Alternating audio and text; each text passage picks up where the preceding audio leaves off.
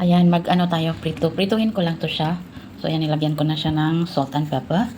And little bit of sugar. Little bit lang talaga.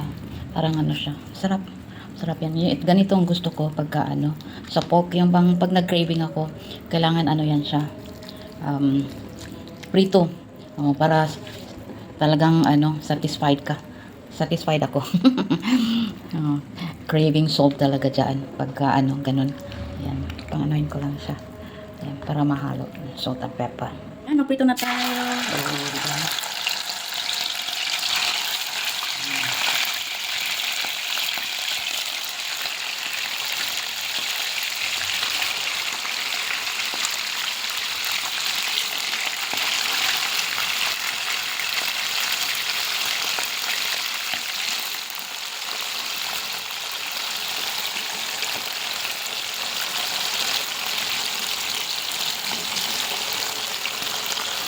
Ayan, binabalikan na natin kasi luto na siya. Diyan.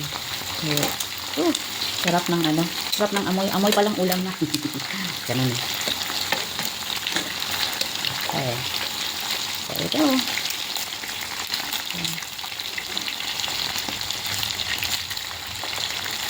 Malaki pala ito. Ayan. Ito natin isa. Oh. Okay, yan. Lapit na. Oh,